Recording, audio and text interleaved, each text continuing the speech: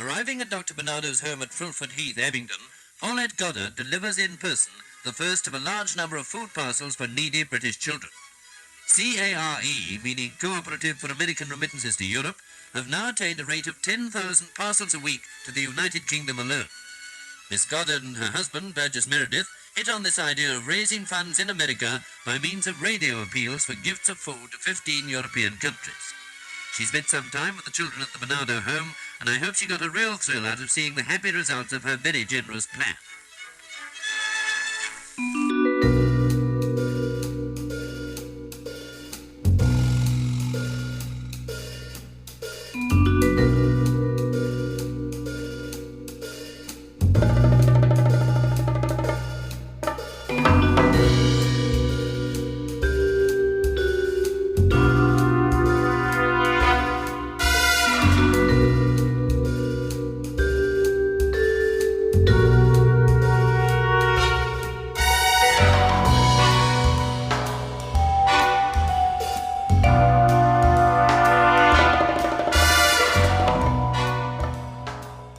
Welcome to episode 12 of the Horror Double Bill, the podcast where each week we combine two films to create something far greater than the sum of their parts.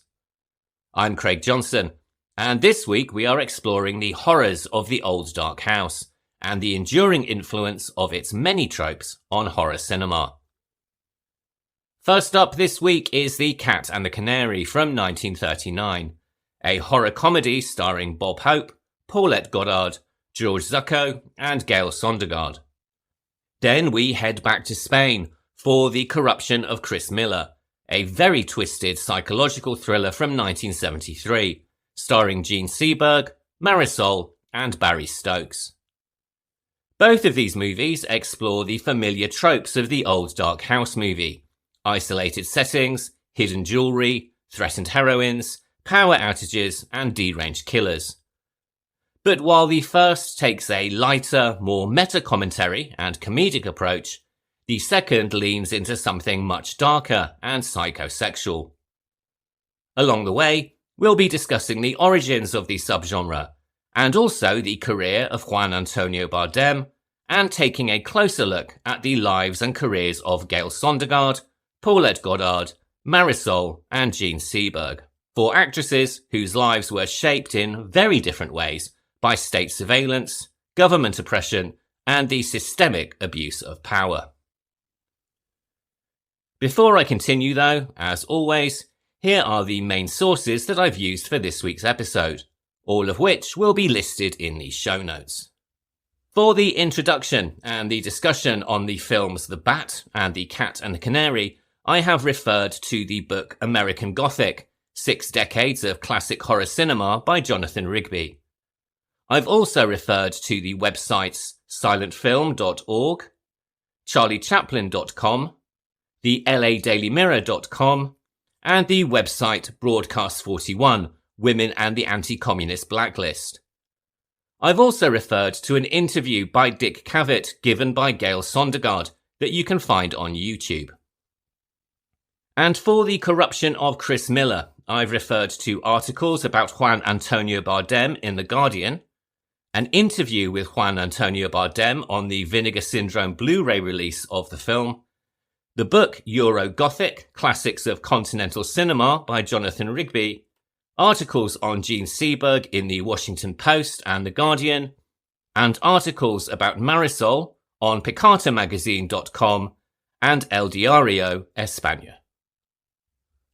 For many, the origins of the old dark house genre begin with James Whale's 1932 movie of the same name, which starred Boris Karloff and Charles Laughton, and which we discussed very briefly back in episode 8.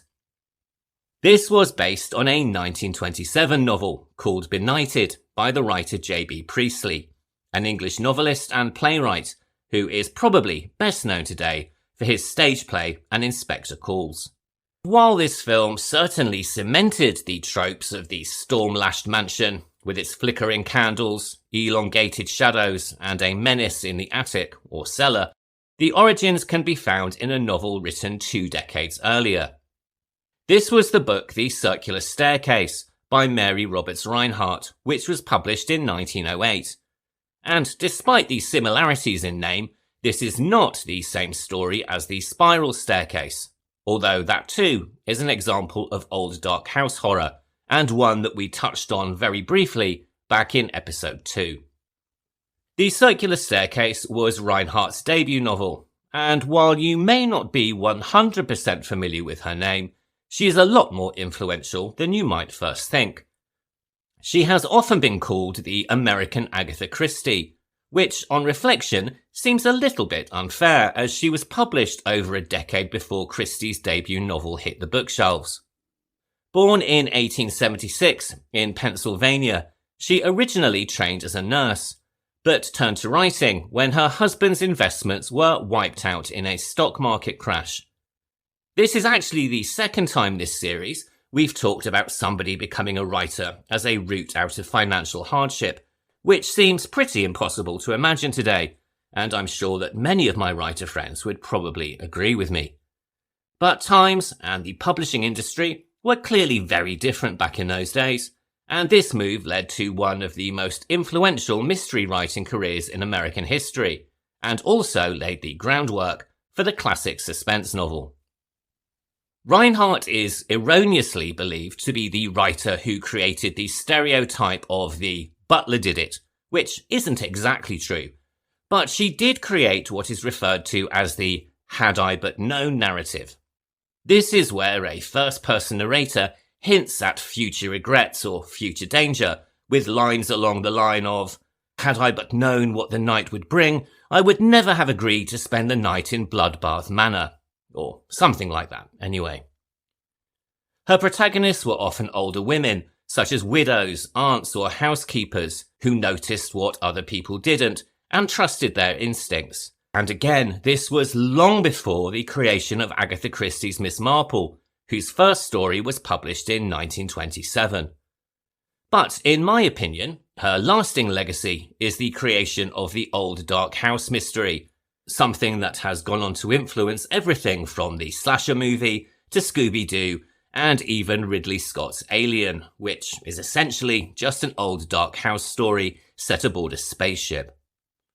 She did this first in her book The Circular Staircase, which follows a middle-aged woman called Rachel, who rents a country estate for the summer and finds herself caught up in a murder mystery involving dead bodies found at the bottom of staircases, hidden rooms, secret identities, and other such shenanigans. The novel was highly successful and was originally adapted for film in 1915. But it was when she and playwright Avery Hopwood reworked the story into a play called The Bat that things really began to take off. The Bat opened on Broadway in 1920, and it was an immediate success. Taking the basic concept from the original novel, the story follows the character of Cornelia Van Gorder, who, along with her very nervous maid Lizzie and a handful of house guests, spends a storm-lashed night in a remote country estate, hunting for a stash of stolen money, rumoured to be hidden in the walls, and while doing so, are menaced by a mysterious, masked figure known only as the Bat. The play ran for 867 performances on Broadway, and 327 when it transferred to London's West End, and its success led to a novelisation, and very importantly, and influentially, several film adaptations. The first of these was a 1926 American silent film, also called The Bat, which was directed by Roland West. When talking pictures were introduced, West remade it in 1930, this time in a very early widescreen format, and it was retitled The Bat Whispers. Well, it was a talking picture after all. This film, which was thought to be lost until the 1980s, was heavily stylized and made use of camera angles that were very unconventional for the time, including overhead shots, sudden pans, and use of miniatures. It also heavily inspired the comic book artist Bob Kane when he devised Batman, Gotham City, and the Bat Signal, and in his autobiography, he cited the film as one of the main influences for The Dark Knight. It's available in full on YouTube, and though it is of course very dated, particularly the acting, even the first 5 minutes will tell you that this story is very, very true. The story was remade again in 1959 as The Bat, which starred Vincent Price and Agnes Moorehead. Just as in the earlier versions, a fortune is rumoured to be hidden in the walls of a house, but this leans more into horror, with the Bat now a serial murderer who rips out his victims' throats. Possibly inspired by the 1920 success of the Bat stage play, another Broadway play set in an old dark house opened in 1922, and this was The Cat and the Canary, written by John Willard.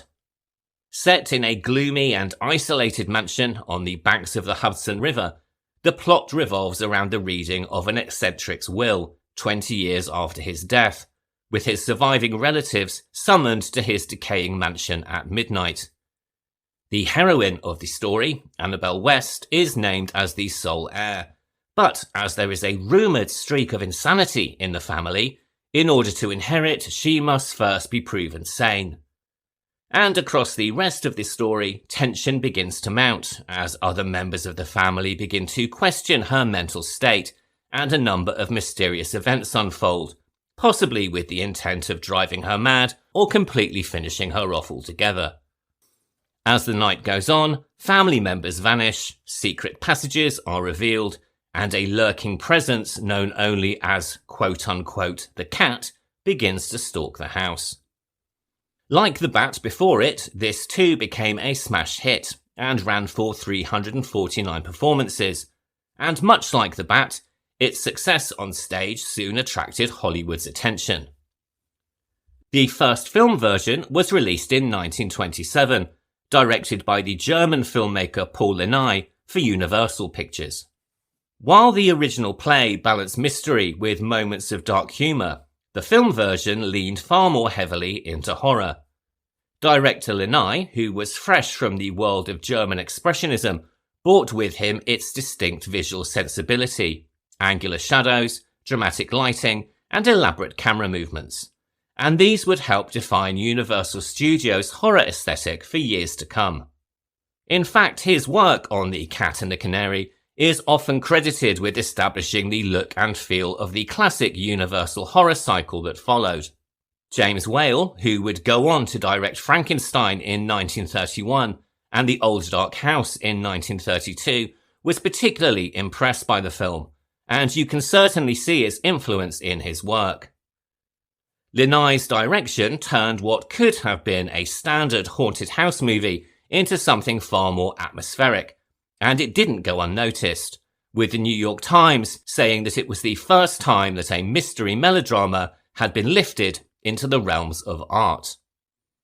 When sound arrived, Universal was quick to revisit the property, remaking it in 1930 as The Cat Creeps, and at the same time, a Spanish-language version was shot on the same sets for international audiences. And this is something that Universal did again when they made Dracula starring Bela Lugosi in 1931. Unfortunately, The Cat Creeps is now considered to be rather a lost film, with only fragments surviving, but contemporary reviews suggest that it stayed very close to the play, and was without the visual flair that made the silent version so memorable. These early adaptations largely played the story straight, leaning into the suspense and horror. But by the late 1930s, the mystery genre was getting incredibly tired and needed a complete reset for a new generation. So when Paramount Pictures decided to produce a new version of The Cat and the Canary, they needed something to make it fresh and interesting, to set it apart. And much like the Scream franchise of the 1990s and beyond, they did so by producing a screenplay that would call out the tropes of the subgenre and emphasize comedy as much as it did horror. And all of this brings us to our opening film in this week's Double Bill. And now we are getting on to spoilers, so if you haven't seen the film yet, it's time to press pause, go away and watch it, and then come back. The Cat and the Canary was released in 1939 by Paramount Pictures and was directed by Elliot Nugent. It stars Bob Hope, Paulette Goddard, George Zucco, and Gale Sondergaard. And I'm not going to pretend that this film has any hidden depth or political subtext. It is, however, a highly enjoyable horror comedy, and to be honest, I am struggling to think of any other horror films that broke the fourth wall and pointed out genre cliches before this one did. Kevin Williamson, Wes Craven, and Joss Whedon may have dazzled more recent audiences with their meta-commentary and self-aware characters, but this film got there at least 5 decades before they did. The character who knows all of the tropes and spends much of the film pointing them out is Wally Campbell, played by Bob Hope. Hope was not a major star when The Cat and the Canary went into production, but the success of this movie would change all of that, shooting him into stardom and a career that would last for decades. Born in London, his family emigrated to the US when he was just 4 years old, and he began his career as an amateur boxer, before turning to vaudeville and stage performances in the mid-1920s. He gradually built a name for himself on Broadway and also found a following on radio, moving to Hollywood when Paramount signed him for the film The Big Broadcast of 1938. In the same year, he launched The Bob Hope Show on radio, which quickly became a hit.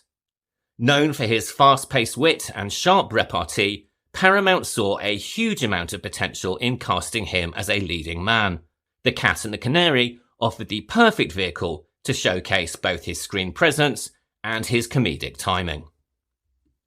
When adapting John Willard's play for the screen, the writers Walter de Leon and Lynn Starling made several alterations to help Paramount with these ambitions. Both the play and the 1927 silent movie had positioned the heroine as the central figure, but in this adaptation, Wally Campbell was placed firmly at the centre of the action. The script was also tailored to suit Bob Hope's trademark wit, shaped by his years in vaudeville and also on his radio show. It is Campbell who points out the similarities between the situation and the melodrama mystery plays that he used to perform in, telegraphing the creakiness of the plot, highlighting the ends of Acts 1 and 2, and giving the heroine, Joyce Norman, played by Paulette Goddard, a very knowing introduction. He also has a number of terrific one-liners, stating that big empty houses don't scare him because he used to play in vaudeville, and when asked whether he believes in reincarnation and whether the dead come back, replies deadpan, "Do you mean like the Republicans?" The lines felt incredibly spontaneous, and many people, even today, assume that Bob Hope was improvising, but the humour was in fact very carefully scripted to play to his strengths and radio persona. Incidentally, and as if to balance the score, Hope and Goddard's follow-up movie The Ghostbreakers, also written by Walter de Leon, had a similar crack, only this time it was about the Democrats. In addition to adding in more humour, the screenplay moved the location of the story from the Hudson River to a Louisiana bayou to give it a more southern gothic atmosphere, and atmosphere the film certainly has. Visually, it's an exercise in how to make a black and white movie, with looming shadows and high contrast shots of a white-clad Paulette Goddard making her way down cobwebbed passages. It also, of course, leans heavily into cliché, with eyes watching from behind portraits and hands emerging from secret cubbyholes, but it is self-deprecating enough to get away with it. The mood is set right from the beginning, with the lawyer Crosby, played by George Zucco, travelling through the bayou in canoe to reach the decaying mansion. This film marks the horror genre debut of Zucco, who had already appeared in 30 films when he joined the cast. Born in Manchester in 1886, he trained at the Royal Academy of Dramatic Art in London and built a stage career in both Britain and Canada. During World War I, he served in the British Army and sustained a very serious injury to his right arm and hand, and has been described as partially crippled, though he seldom let it interfere with his work. Returning to the stage after the war, he eventually moved to Hollywood in the 1930s, where his cultured voice and imposing presence made him a natural fit for villains and sinister intellectuals. In the same year as The Cat and the Canary, he would give a memorable performance as Professor Moriarty, opposite Basil Rathbone, in the movie The Adventures of Sherlock Holmes. And then the following year, he would appear in the horror movie The Mummy's Hand as the villainous high priest. After that, he became something of a staple in low-budget horror and mystery pictures, often portraying mad scientists, magicians, and malevolent doctors, in films such as The Mad Monster and The Mummy's Tomb, both in 1942, and Dead Men Walk in 1943. He sadly spent his final years in declining health, reportedly suffering from dementia, and largely withdrew from public life. He died on May 27, 1960, at the age of 74 in Los Angeles.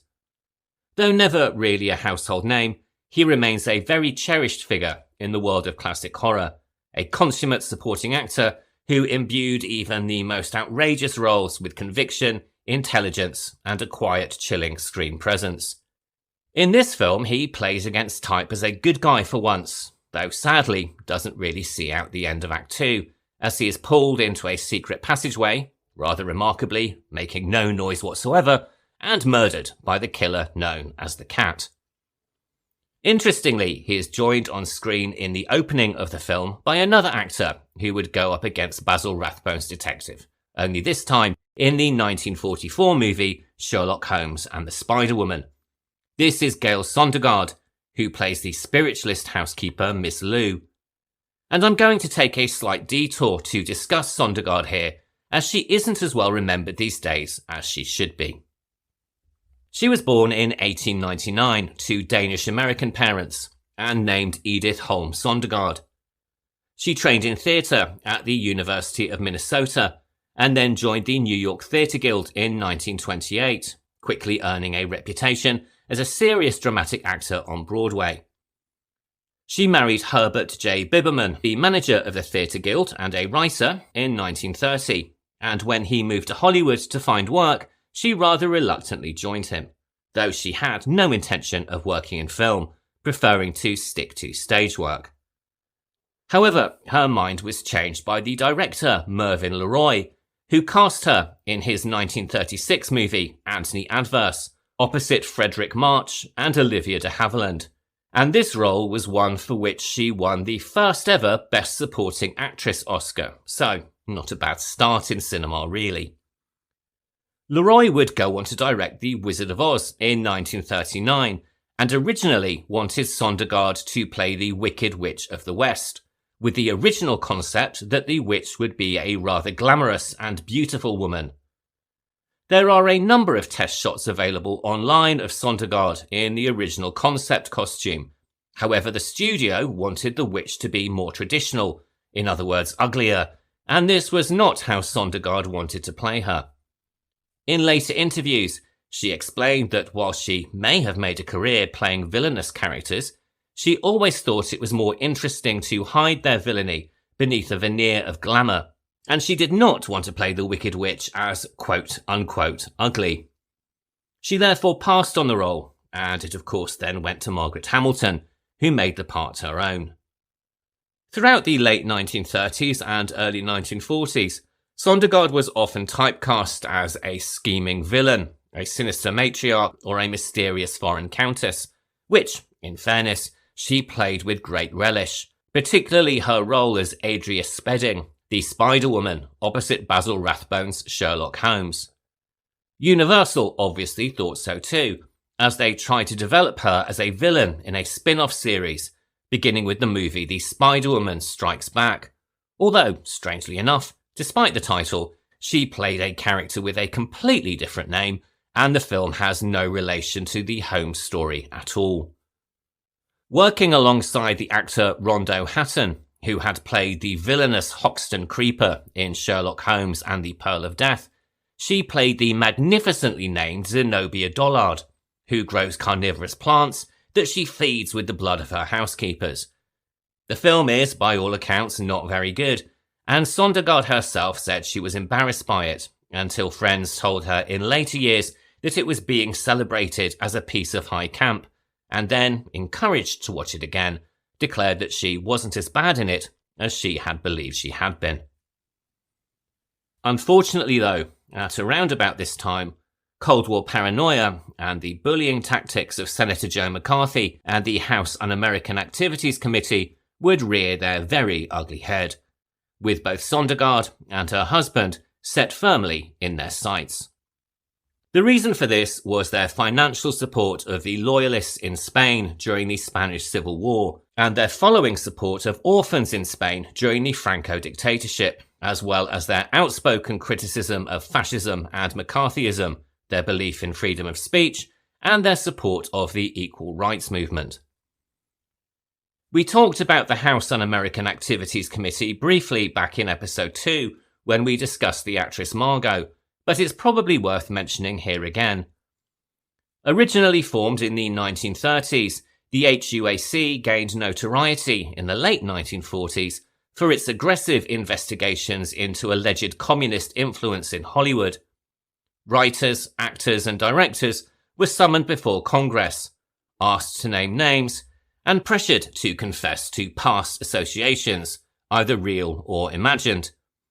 Those who refused to cooperate, the so-called Hollywood 10, were blacklisted, fined, and in some cases imprisoned for contempt of Congress, and Sondergaard's husband, Howard Biberman, was one of them. In 1947, he refused to testify before the committee and was imprisoned for 6 months as a result. In 1951, Sondergaard herself was subpoenaed to appear before the committee, and at her hearing, it was reported by the FBI that she spoke incredibly passionately about her opposition to the anti-communist movement, and she identified the members of the HUAC with the forces leading to war and fascism. She also declared that she intended to continue supporting orphans in Loyalist Spain, that she refused to advocate the dropping of atomic bombs on the Russians, and she also stated that members of the audience should not be intimidated by the HUAC and should refuse to testify. As a result, for almost 20 years, she and her husband were blacklisted, and the film roles in Hollywood dried up. The FBI kept a file on her until as late as 1967, but she didn't go quietly. She mounted a one-woman stage show in New York and carried on. And eventually, the silence lifted, and after nearly 2 decades, she returned to the screen and television. In 1980, she gave an interview with Dick Cavett in which she discussed her career and the Hollywood blacklist. It's available on YouTube, and I will link it in the show notes, but I'm going to quote just a little bit of it here. Quote, "It was an ugly, bad period in our country. It had nothing to do with democratic government. The stand that we took was that it was unconstitutional, and that they were stepping on and throwing out the First Amendment, which gives everyone the possibility of thinking as they wish to think, and associating as they wish to associate. And that's what it was all about. It was just a bad period. But I think we make strides. I think that there is always progress. I'm an optimist. No matter what I hear or what I see going on, I'm an optimist about people really finding out what is best for everybody, and not just a few." End quote. Gail Sondergaard died in 1985 at the age of 86 at the Motion Picture and Television Hospital in California. By then, history had come back round, and she was once again acknowledged not just for her formidable talent, but for her principled stand during one of Hollywood's most shameful chapters. Her performance in The Cat and the Canary as the red herring Miss Lou is delightful and rather deliberately over the top, lurking menacingly around corners and spouting dialogue full of ominous warnings, whether it be about spirits getting into the machinery or advising ominously that not everyone is going to survive the night. It might not be the deepest performance that she ever gave, but it is highly enjoyable. Joining her and Zucco in the supporting cast are John Beale as Fred, Douglas Montgomery as Charlie, Elizabeth Patterson as Aunt Susan, and Nydia Westman as Cicely, the latter two providing as many comedic moments as Bob Hope, particularly Westman's Cicely, who is oddly reminiscent of the actress Betty White. The reveal of Douglas Montgomery as the villain, whilst probably not too much of a shock for modern audiences, would no doubt have been a surprise to viewers in 1939, who, as Jonathan Rigby points out in his book American Gothic, would have been far more used to seeing Boris Karloff or Bela Lugosi in such roles, and not a classically good-looking blonde who had been announced in the film with the phrase, "Isn't he pretty?" But of course, the film really belongs to Bob Hope and his co-star Paulette Goddard, another actor who is not so well remembered by modern audiences and who, just like Sondergaard, really should be. She was born in 1911 as Marion Levy in Whitestone, New York, though her mother began calling her Pauline from a very early age, and this soon changed to Paulette. Her parents separated when she was young, and she spent her childhood moving frequently with her mother to avoid a custody battle, something which her father would later claim to actually be a kidnapping. Following the separation, her last name changed to Goddard, which, according to the Charlie Chaplin website, was the family name of a wealthy uncle.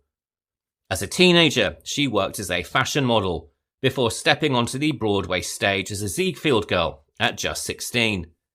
A year later, aged only 17, she married a much older millionaire playboy called Edgar James, who was also a lumberwood tycoon. They divorced 2 years later, in 1929, with Goddard reportedly walking away with a very sizable settlement and a determination to make her mark in Hollywood. She had a number of bit parts in various movies, including Laurel and Hardy shorts, but things really changed when she met Charlie Chaplin in 1932, and he then cast her in his 1936 movie Modern Times. In this, she played the role of the gamine, an orphan street girl living on her wits on the waterfront, and displayed a flair for physical comedy and rather impeccable comedic timing. Following the success of Modern Times, she signed with producer David O. Selznick, landing a string of roles that cemented her growing reputation, most notably a scene-stealing turn as Miriam Aarons in the all-star movie The Women, alongside Joan Crawford, Norma Shearer, and Rosalind Russell. The critic Pauline Kael singled her out, later describing her as a standout amongst the cast, which, given the rest of the performers, was no small compliment at all. At the same time, she became a serious contender for the role of Scarlett O'Hara in Gone with the Wind, even completing Technicolor screen tests. The press all but announced her as winning the role, but then there was a slight problem. Goddard and Charlie Chaplin claimed to have married in secret in 1936, but when pressed, they couldn't produce an actual marriage certificate. In an era when the studios enforced very strict morality clauses, the risk of a leading lady, quote-unquote, living in sin, meant that the role went to Vivien Leigh instead. It was a bitter disappointment, but it certainly didn't end her career.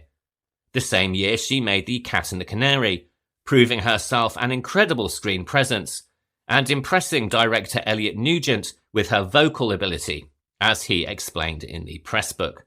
Quote, "I had told her to scream, of course thinking that I would get somebody else to match a scream with her lip movements later. But she surprised me. Right in the middle of the scene, she unleashed a blood-curdling yell that would have made even Boris Karloff think twice." End quote. In this movie, she has an incredible chemistry with Hope, and is also luminously beautiful, helped somewhat by her incredibly impressive wardrobe, which was designed by the legendary designer Edith Head. Though, I've got to be honest, every time I watch it, I cannot help but marvel at the impracticality of her shoulder-padded nightgown, which seems a step too far design-wise, even for the period. The success of the movie, and the pairing with Hope, led to a follow-up in 1940 called The Ghostbreakers. That same year, she reunited with Charlie Chaplin for his first sound film, the political satire The Great Dictator. And although she and Chaplin were still married, the pair had begun to drift apart, and they divorced in 1942. Under contract with Paramount throughout the 1940s, she became one of the studio's most bankable stars, and in 1943 she was Oscar nominated for Best Supporting Actress in the film So Proudly We Hail. The same year she married the actor Burgess Meredith, with whom she had co-starred in a 1940s movie called A Second Chorus. This relationship, however, would cause some problems, as the pair would start to come under the eyes of, you guessed it, the House Un-American Activities Committee. Here we go again. She was already known for her liberal views and was friendly with a number of left-leaning artists and intellectuals. In 1940, she had travelled to Mexico and had begun a relationship with the artist Diego Rivera, who was, at that time, married to Frida Kahlo. When Rivera was inaccurately implicated in the assassination of the exiled Leon Trotsky, Goddard helped him to hide out, providing him with food and drink, and also then helped him flee to the United States, prompting the artist to later claim that she had quite literally saved his life. This, of course, did not go unnoticed, and the FBI began taking an interest in her political views and activities. Things came to a head in 1947 when she joined a national radio broadcast alongside Frederick March and Edward G. Robinson to publicly condemn the tactics of the House Un-American Activities Committee. Her then husband, Burgess Meredith, would soon find himself blacklisted. Goddard, for her part, was never officially named, but the Whisper Network had its say and influence. At one film premiere, a crowd of protesters jeered at her and Meredith, yelling "Communists!" Paulette, appearing rather unbothered, allegedly turned to Meredith and deadpan asked him whether she should just roll down the window and hit them with her diamonds. Despite the bravado, however, the damage was done. By 1950, Paramount Studios, concerned with maintaining a squeaky clean image, tried to pressure her to testify at the committee or sign a loyalty oath, but she point-blank refused. There is no evidence at all that she was ever a member of the Communist Party, but as the blacklist era intensified, her Hollywood offers began to dry up. Her final American studio picture was in 1954, and after that she worked only sporadically in film and television, and some international pictures. Her final movie was an Italian production called Time of Indifference, filmed in 1964. Following her divorce from Burgess Meredith in 1949, Goddard found lasting happiness with the German novelist Erich Maria Remarque, author of All Quiet on the Western Front. The two married in 1958 and settled in Switzerland, where Goddard embraced a quieter and wealthy life, far removed from the Hollywood spotlight. She developed a reputation as a very astute art collector and also became a fixture of European high society. She passed away in April 1990 from heart failure at her home in Switzerland, aged 79. And in one final act of generosity, she left behind a substantial portion of her estate, around $20 million, to New York University, a gift that still funds scholarships and student housing even today.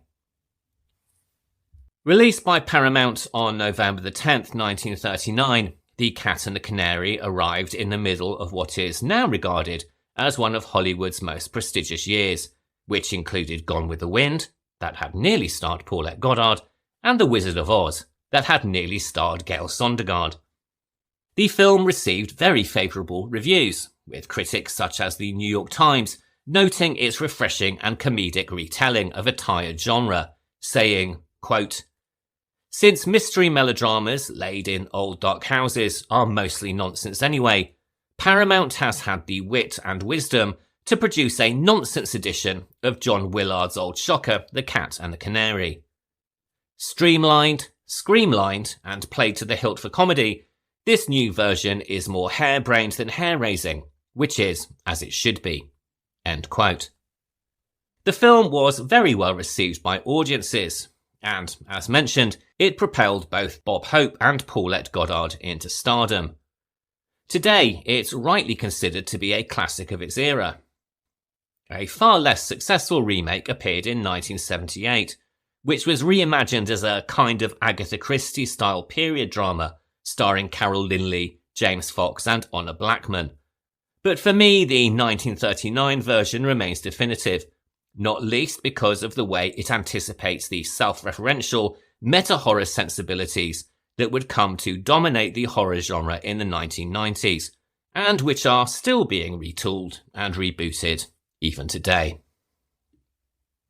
All of which brings us to our second movie of the week, and for which we are returning to Spain. The Corruption of Chris Miller was released in 1973 and directed by Juan Antonio Bardem.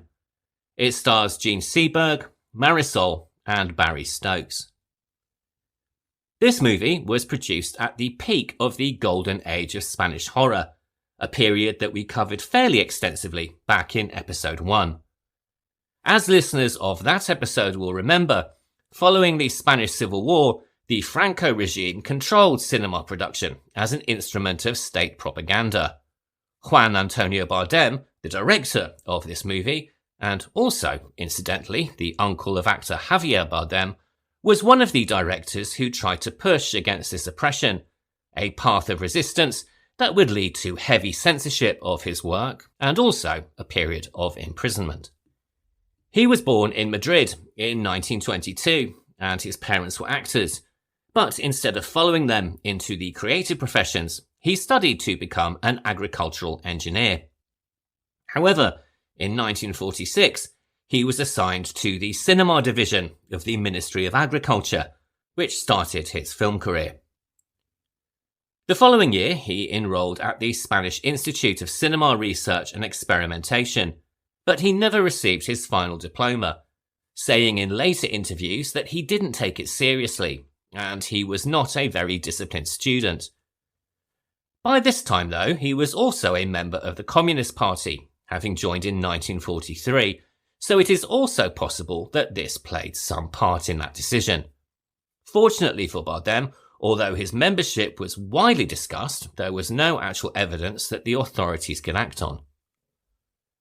In 1951, he released a feature called The Happy Couple, which he co-directed with fellow director Luis Garcia Berlanga. Although superficially a light-hearted comedy about a young couple who are given a day of luxury by a soap company, the film was in fact a satire, poking holes in the consumerist fantasies of the Franco regime. The following year, the pair released their next film, Welcome, Mr. Marshall, a comedy about a village hoping to benefit from a US program providing financial support. Although it was mistaken as an anti-American film by at least one of the judges at the Cannes Film Festival, it is in fact a satire about post-war provincialism and opportunism in Spain. In 1953, he then founded the journal Objetivo, that raised the level of film criticism in Spain and also offered glimpses of censored and banned works. Naturally, the Franco government were not happy and banned the magazine after just 9 issues.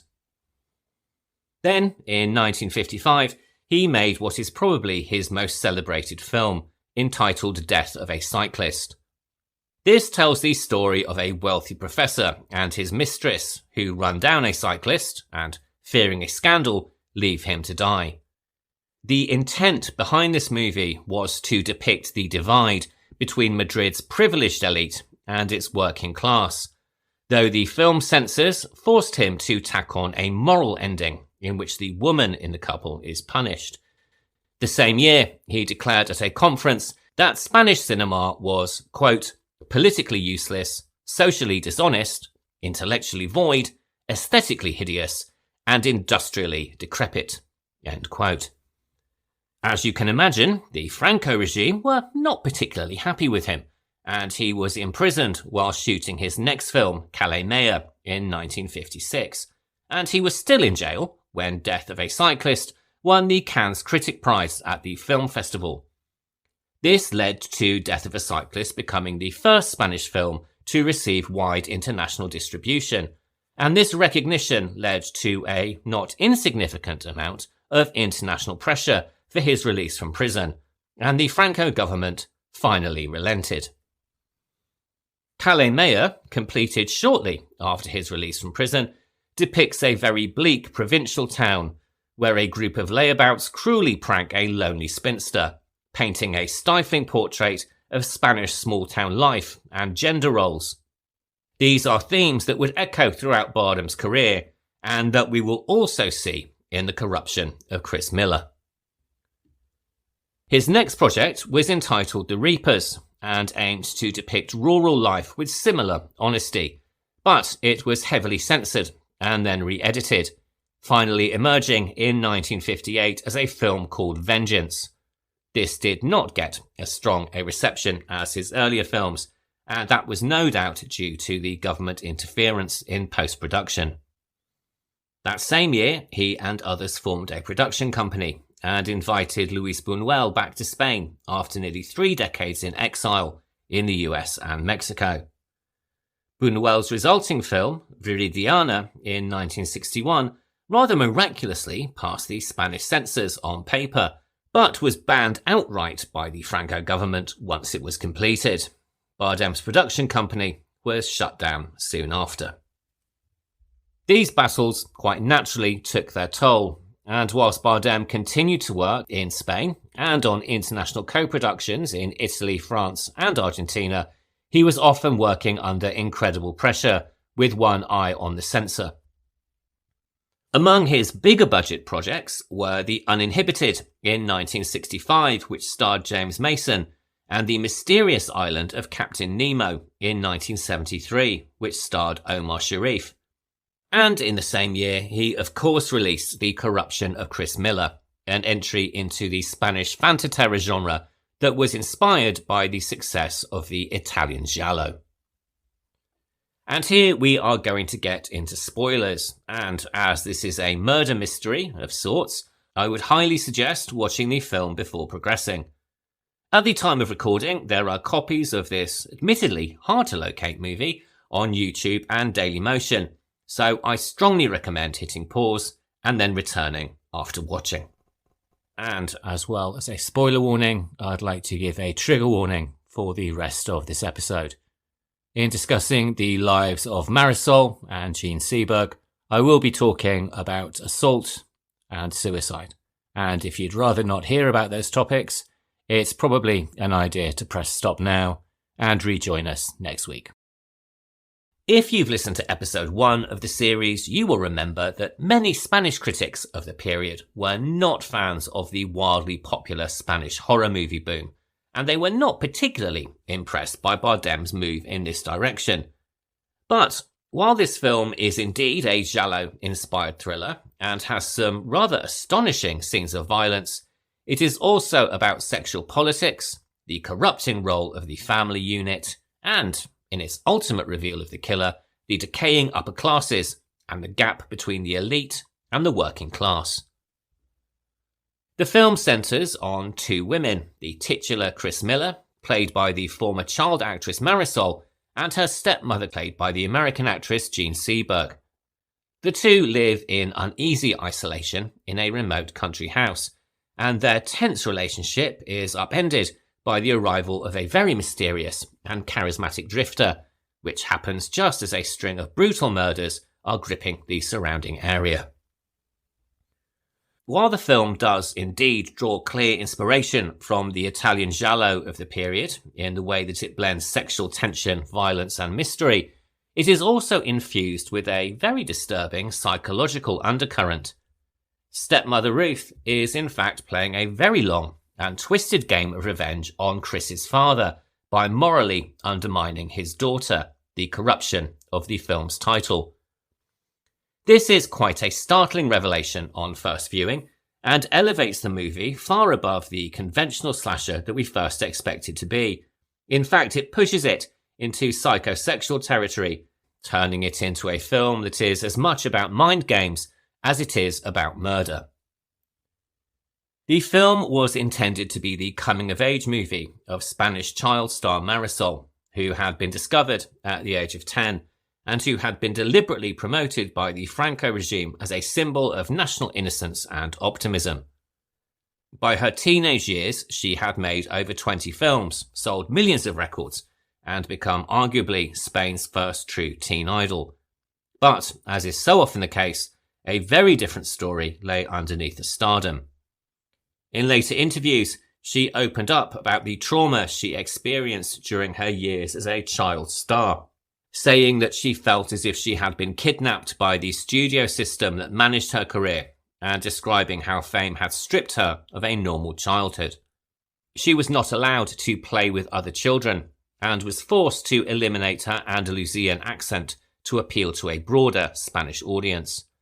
Years later, film historian Javier Zurro described her as, quote, a girl who was erased, exploited, and turned into an icon of Francoism, end quote.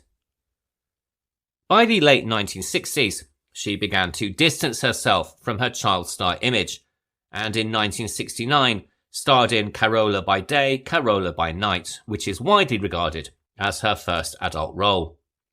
That same year, aged just 21, she married Carlos Goyanes, the son of her producer, but the marriage did not last. In a 1973 interview, given in the same year that Chris Miller would be released, she openly rejected her former manufactured persona and said that the Goyanes family had kept her locked up for 10 years and that the Franco regime had stolen her identity. She declared, quote, I don't want to be Marisol, I want to be Pepa Flores, end quote. And so that is how I am going to refer to her for the remainder of this episode. Far worse things, however, were to be revealed, and in a particularly harrowing interview published in Vanity Fair, she recounted being subjected to severe beatings by a caretaker during her early tours, saying that they left her body looking like, quote unquote, a penitent during Holy Week. Even more disturbingly, she said that she had been taken to a villa in one of Madrid's more affluent neighbourhoods, where important people and members of the regime came to see her naked, along with other young girls. These revelations, especially her description of sexual abuse and physical violence, shocked the Spanish public. In another interview, she said, quote, at 8 years old, I was no longer the angelic girl that everyone thought. I had already been shaken like a rug, end quote. She emphasised that she had been a completely normal girl who was manipulated and commodified by both the entertainment industry and the Franco government. With this knowledge, it is incredibly disturbing that in this film, intended as a transition movie, she plays an emotionally damaged and psychologically vulnerable character who is traumatized by her own child experiences, including sexual assault, and who is manipulated by a controlling parental figure, Ruth, who exploits and corrupts her under the guise of protection.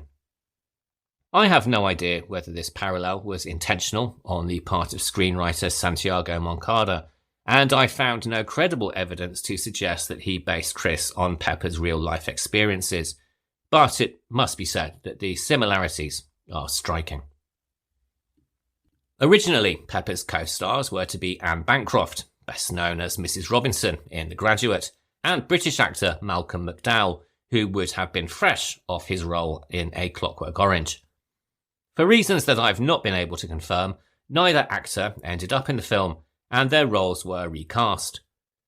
British actor Barry Stokes, who fans may recognise from his 1977 British movie Prey, was cast as the drifter Barney, while the role of Ruth went to Jean Seberg, an actress who, by this time, had suffered her own torments at the hands of government agencies.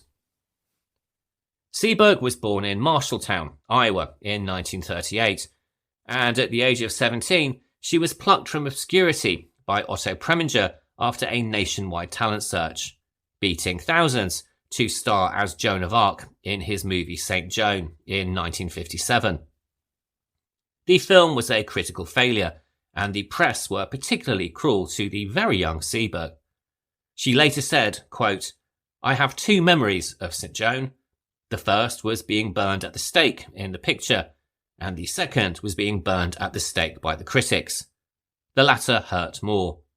I was scared like a rabbit, and it showed on the screen. It was not a good experience at all." End quote.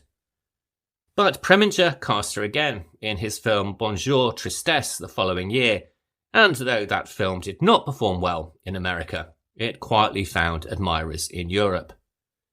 And it was, of course, France that truly claimed her as an actress.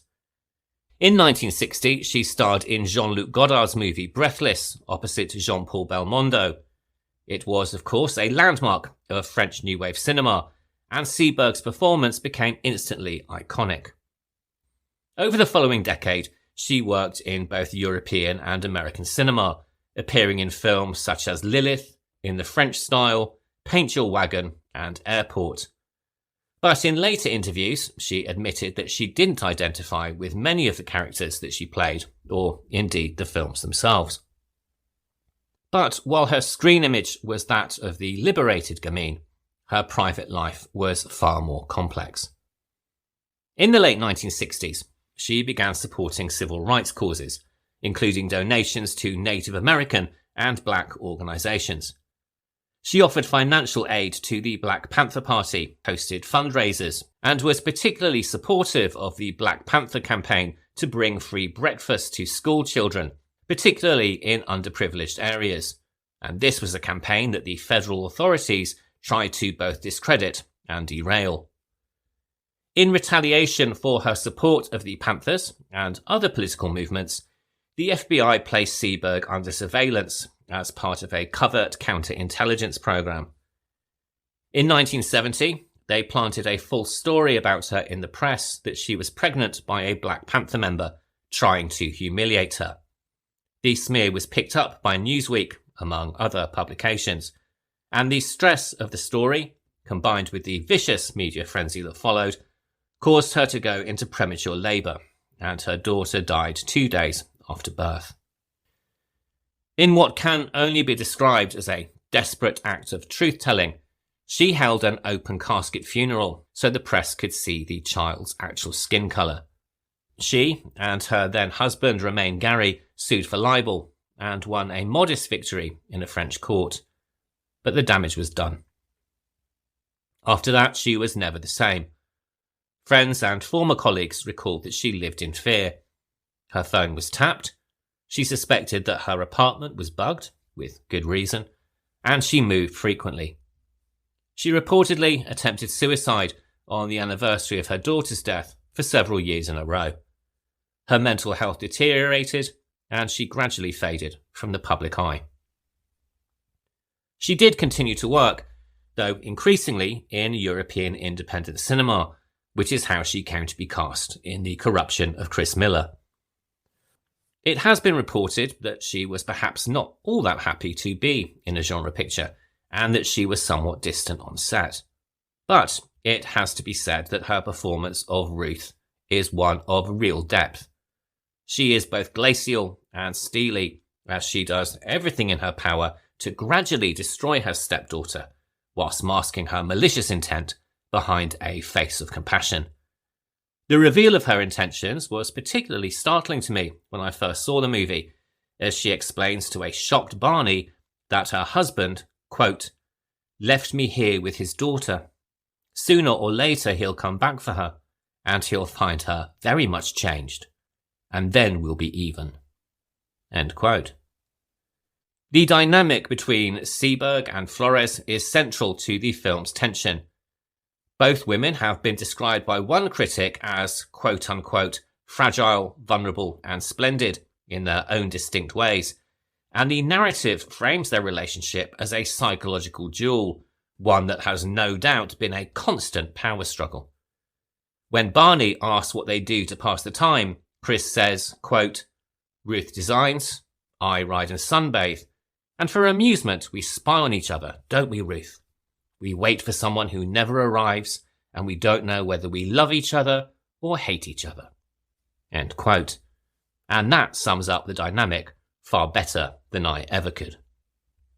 Barry Stokes plays Barney with a magnificent slyness, and his youthful arrogance effectively blinds him to the games that Ruth is quite masterfully playing. Believing himself to be in control, he completely misses the glint in her eye when he suggests that he might help out around the house, which on his part is meant to be loaded with sexual innuendo. Ruth, of course, has something far more psychologically devastating in mind, and she sees him as a tool to be used in her calculated destruction of her stepdaughter. As he struts around shirtless and cartwheeling across the lawn in peacocking displays of masculinity, it's really hard not to think of that old phrase, young, dumb, and full of cum. "You're good-looking, ambitious, and totally immoral," Ruth tells him, before suggesting that perhaps he go to Chris the next time that she calls out in the night. Of course, Ruth is fully aware that Chris becomes rather lethal and handy with a knife when she is traumatised, and is probably setting Chris up to commit murder in her broken state. And whilst Barney is an exploitative hustler who is, in Echoes of the Bat, trying to find jewellery hidden in the house, it is very hard to not feel sorry for him at the climax of the movie. He may be selfish and incredibly deluded about his own alpha male status in the games being played, but nobody deserves the incredibly brutal and protracted stabathon that Ruth and Chris inflict on him. The screenplay is filled with vivid, unsettling imagery, kicking off with the opening murder sequence in which the killer dons a Charlie Chaplin mask to slaughter his victim. The opening murder sequence is particularly well done, immediately cutting away to a heavy downpour of rain and the frantic barking of a chained-up dog. When we return to the scene, we are greeted with a dead body and the very bright red smears of blood across the walls, which, commonly for films of this era, look far more like red paint than the real thing. More effective still is the massacre of the farming family that opens the final third of the movie, with a rubber-clad and stocking-masked killer permitted entry into the house by a small child who mistakes him for a monk. It is an incredibly shocking sequence, not least because even the children are not spared, with the smaller boy cruelly revealed to the murderer by the noise made from a toy that he was given a few moments earlier. Given that we later discover that the killer is the character Lewis, a down-on-his-luck member of the aristocracy, the slaughter of a working farming family takes on a particular significance, particularly when examined through the lens of Bardem's earlier work like Death of a Cyclist. "Why are they acting like that?" Lewis asks of the jeering crowd as he is arrested. "I only needed the money to take care of my horses." If both sequences nudge the film into the realms of the Grand Guignol, then the final murder set piece, the incredibly protracted murder of Barney, pushes it completely over the edge. This is a very long and very uncomfortable sequence, as the naked victim attempts to hide under the cover of a power failure, which sadly for him doesn't really last quite long enough. Filmed in slow motion and underlined by a brilliant score from the composer Waldon de los Rios, it is possibly one of the most brutal moments in Spanish cinema from the period, and is a nightmarish climax to the battle of the sexes that has been signposted throughout the movie. The film was shot with two endings, one where Ruth and Chris effectively get away with murder, and another, presumably at the insistence of the censors, where their crime is discovered, after they dispose of Barney's body in the nearby roadworks. Unbeknownst to them, Barney had a bag of pea pods in his holdall, and over time they sprout and make their way through the newly laid tarmac. This is the ending that is most commonly seen, and is the one that is available on YouTube, but the original ending, where Chris and Ruth escape from detection, is provided as an extra on the Vinegar Syndrome Blu-ray release.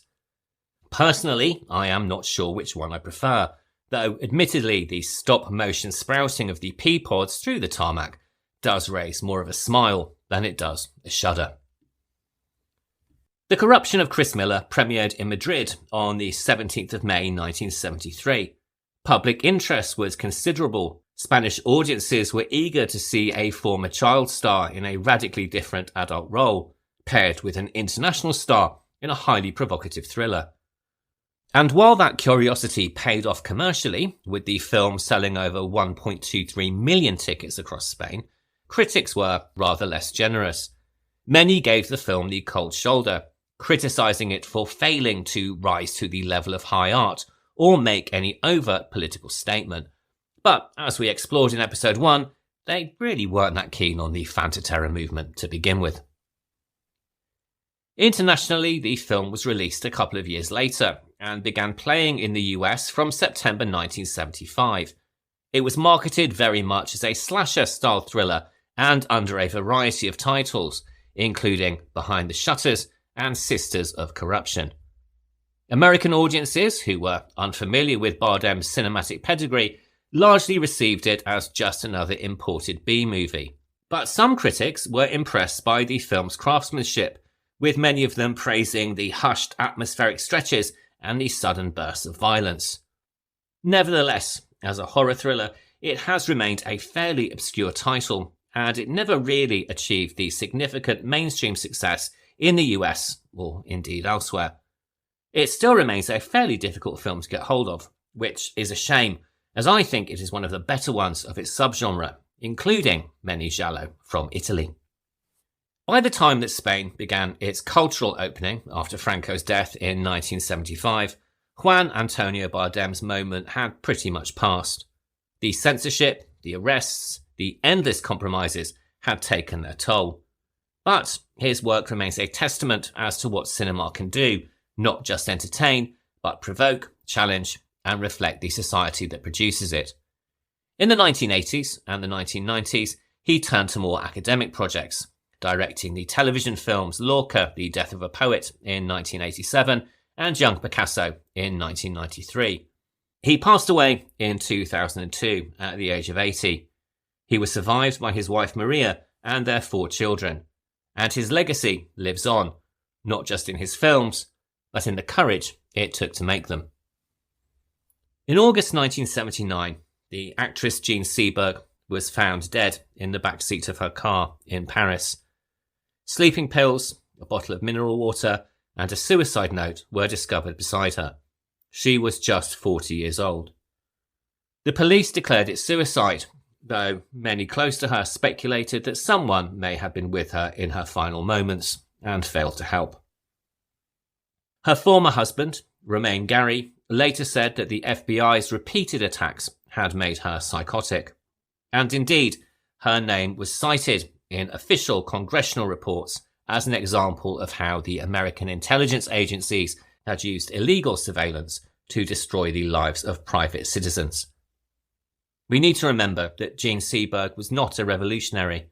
She was simply someone who believed in justice and who paid the highest price possible for that belief. Pepa Flores' break from her Marisol persona became unmistakable in 1976 when she posed naked for Interview magazine. This image was widely seen as a symbolic rejection of her child star past and became an emblem of Spain's democratic transition away from the Franco dictatorship. From that point forward, she performed exclusively under the name Pepa Flores, choosing serious dramatic roles over the light musical comedies of her youth. In the mid-1970s, she met flamenco dancer Antonio Gardes. They married in 1982, reportedly in Cuba, and raised 3 daughters together, including the actress Maria Esteve. During the early 80s, she joined the Spanish Communist Party and later the Communist Party of the Peoples of Spain. She took part in anti-NATO protests and workers' demonstrations. She also sold off Franco-era awards to fund left-wing causes and was nicknamed the Girl from Moscow. In one speech, she declared, quote, "I am a worker of culture. They will shoot me before I betray my class." But in 1985, she withdrew from public life entirely, choosing to focus on her family. In later interviews, she said her proudest achievement was returning to ordinary life, walking on the beach with her children, and, quote, filling life with little things, end quote. Both The Cat and the Canary and The Corruption of Chris Miller are, of course, in their own ways, variations on the old Dark House story, with flickering lighting, menaced heroines, and masked killers featuring in both. But whilst The Cat and the Canary is more blatant and knowing in its use of the classic tropes, Chris Miller wraps them up in a slower burn drama of psychosexual tension that is punctuated by explicit violence. But sadly, what also links these two movies are the lives of Gale Sondergaard, Paulette Goddard, Jean Seberg and Pepper Flores, 4 women caught in the darker areas of 20th century history. Sondergaard and Goddard outlasted the blacklist, and Pepper Flores turned her back on the industry that had commodified her. But Jean Seberg was hounded until she couldn't go on. And in this light, perhaps the Old Dark House is less of a cinematic trope, but more of a metaphor for the systems that surround us, those that isolate, surveil, and destroy. And if nothing else, the stories of our actresses this week should show us that we should never accept those shadows returning. All of which brings us to the end of this week's episode. Thank you for listening, and I hope that you are enjoying the show. If you are, please take a moment to rate, review, and subscribe. I would really appreciate it. And please remember to follow us on Instagram at The Horror Double Bill. You can also email the show at thehorrordouble@gmail.com. Next week, it's time to beware the full moon as we explore the world of lycanthropy and werewolves. First up is the first horror movie I ever saw, Frankenstein Meets the Wolfman from 1943, starring Lon Chaney Jr., Bela Lugosi and Lionel Atwill. And you can find that available to rent on YouTube and all of the usual places. And we are following that with a movie where the special effects still retain the power to shock many years later, at least if YouTube reaction videos are anything to go by. This is An American Werewolf in London from 1981, which stars David Norton, Jenny Agutter and Griffin Dunn, and it's available to watch on all of the usual streaming services. So I'll be back next Sunday for the discussion, and until then, have a really great week. Goodbye.